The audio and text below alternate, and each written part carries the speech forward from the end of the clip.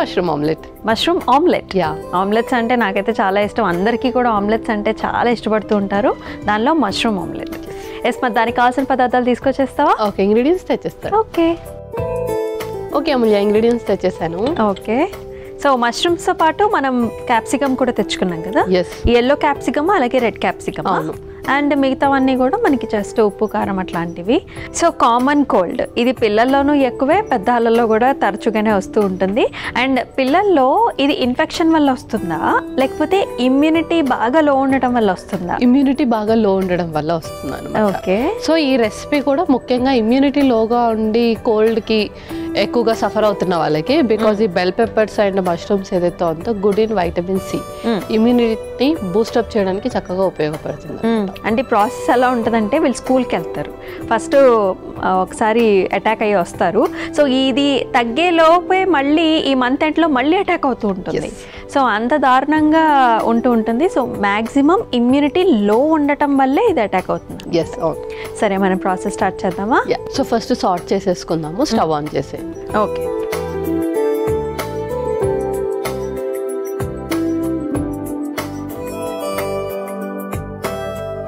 Okay, so first కొంచెం oil వేస్తున్నాను.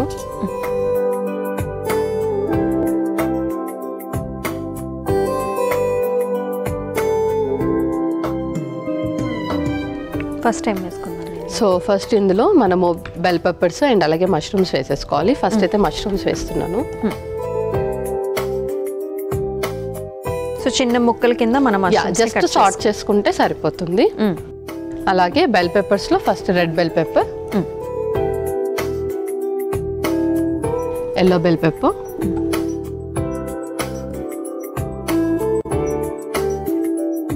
అలాగే కొంచెం గ్రీన్ చిల్లీస్, పచ్చిమిర్చి కూడా.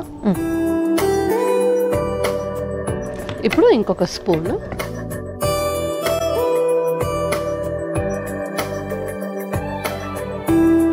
ఇందులో కొంచెం సాల్ట్, కొంచెం కారం, పెప్పర్ పౌడర్ కొంచెం ఎక్కువగా వేస్తున్నాము. ఫైనల్లీ కొంచెం చిల్లీ ఫ్లేక్స్ కూడా. ఓకే,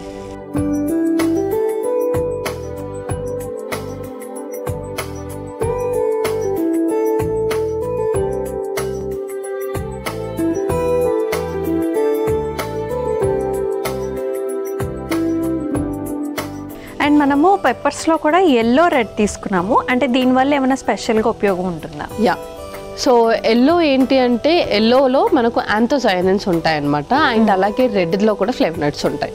సో దీని ద్వారా మనకు సెల్స్ అనేది రీజనరేట్ అవ్వడానికి చక్కగా ఉపయోగపడుతుంది. అండ్ అలాగే ఇమ్యూనిటీ బూస్టప్లో కూడా ఉపయోగపడుతుంది. ఓకే,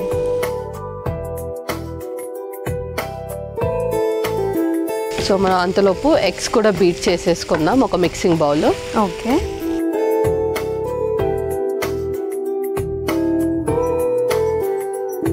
సో ఇందులో ఎగ్స్ బీట్ చేసేసుకుంటున్నాను.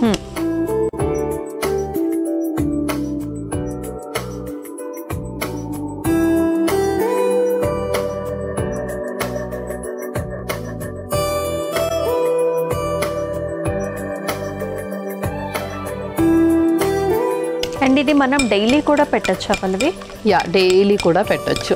ఓకే, సో మనం ఎట్లాగో only mushrooms and peppers use చేస్తాం. ఇందులో ఇంకేదైనా క్యారెట్, బీన్స్, బీట్రూట్ ఇవన్నీ కూడా ఇంక్లూడ్ చేయొచ్చు. ఓకే, సో ఆల్రెడీ సార్ట్ అయిపోయింది కదా, అది మనం ఇందులో వేసేసుకొని అలాగే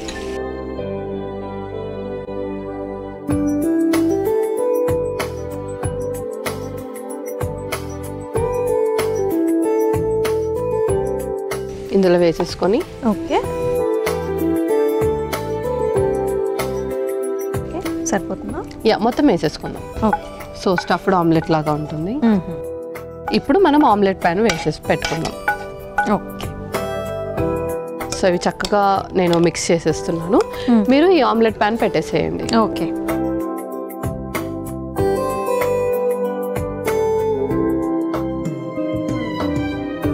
సో ఇందులో కూడా మనం లైట్గా ఆయిల్ వేసేసుకుందాం.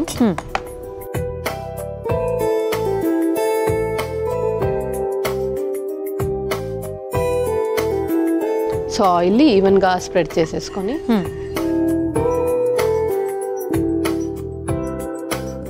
ఇప్పుడు ఈ ఆమ్లెట్ వేసేసుకుందాం.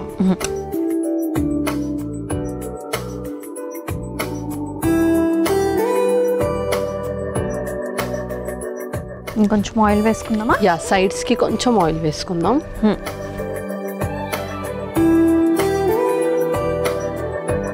పల్లవి, ఆమ్లెట్ అయితే చక్కగా రెడీ అయిపోయింది. ఇంకేమైనా ఉందా? ఇంకేం లేదు, మనం స్టవ్ ఆఫ్ చేసి సర్వ్ చేసేసుకుందాం. ఓకే.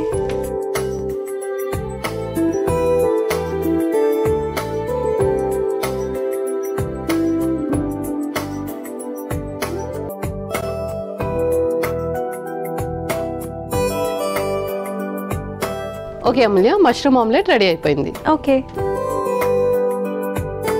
టేస్టీ మష్రూమ్ ఆమ్లెట్ అయితే రెడీ అయిపోయిందండి. మరి దీనికి కావాల్సిన పదార్థాలు అలాగే తయారీ విధానం మరొకసారి మీకోసం. మష్రూమ్ ఆమ్లెట్కి కావాల్సిన పదార్థాలు: నూనె, తరిగిన మష్రూమ్స్, రెడ్ క్యాప్సికమ్ ముక్కలు, ఎల్లో క్యాప్సికమ్ ముక్కలు, పచ్చిమిర్చి, ఉప్పు, కారం, మిరియాల పొడి, చిల్లీ ఫ్లేక్స్, కోడిగుడ్లు. మష్రూమ్ ఆమ్లెట్ తయారు చేసుకునే విధానం: ముందుగా స్టవ్ ఆన్ చేసి పాన్ లో నూనె పోసి వేడైన తర్వాత అందులో తరిగిన mushrooms, red capsicum, yellow capsicum, పచ్చిమిర్చి, ఉప్పు, కారం, మిరియాల పొడి, చిల్లీ ఫ్లేక్స్ వేసి మగ్గించుకోవాలి. ఆ తర్వాత ఒక బౌల్లో కోడిగుడ్లు కొట్టివేసి కలుపుకోవాలి. తర్వాత మగ్గించుకున్న మష్రూమ్ క్యాప్సికమ్ ముక్కలు వేసి కలుపుకుని ఇప్పుడు మళ్ళీ స్టవ్ వెలిగించి పాన్ లో నూనె వేసి వేడైన తర్వాత అందులో సిద్ధం చేసుకున్న గుడ్డు మిశ్రమాన్ని వేసి నూనెతో రెండు వైపులా కాల్చుకొని సర్వింగ్ ప్లేట్లోకి తీసుకుని సర్వ్ చేసుకుంటే మష్రూమ్ ఆమ్లెట్ రెడీ.